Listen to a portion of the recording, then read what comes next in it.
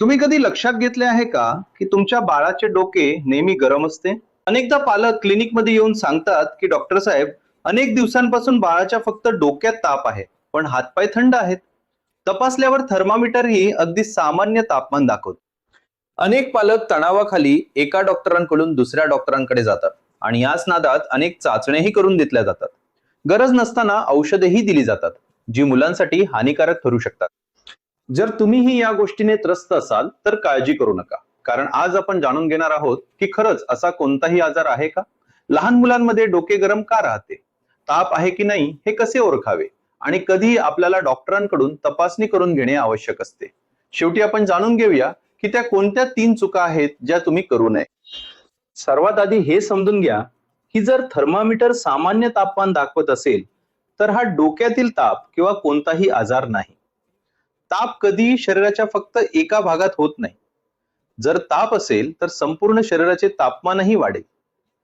हे खरं आहे की 4 वर्षापेक्षा कमी वयाच्या काही मुलांचे डोके गरम लागते. पण असं का होतं? याची 5 मोठी कारणे असतात.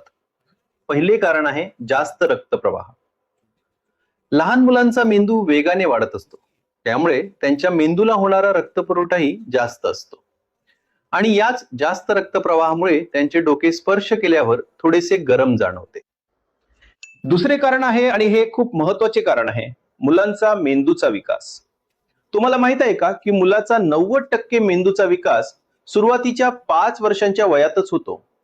कोणतीही गोष्ट जेव्हा वेगाने काम करते किंवा जास्त काम करते तेव्हा ती गरम होते, आणि याच कारणामुळे डोक्याचा भाग थोडा गरम जाणवतो.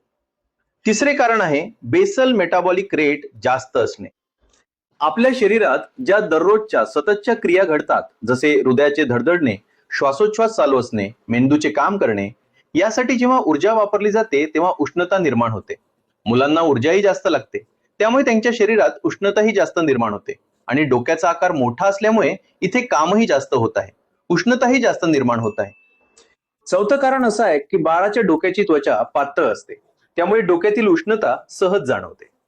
पाचवं कारण असं आहे की बाळाच्या डोक्याचा आकार त्याच्या शरीराच्या तुलनेत थोडा मोठा असतो, त्यामुळे येथे उष्णताही जास्त निर्माण होते. एका लहान उदाहरणातून समजून घेऊया की जसे प्रत्येक गाडीला एक इंजिन असते. गाडी वेगाने धावताना इंजिन गरम होते, पण गाडी गरम होत नाही. तसेच जर आपल्या शरीराचे एक इंजिन आहे तर तेही गरम होते. पूर्ण व्हिडिओ पाहण्यासाठी आमच्या चॅनलला भेट द्या.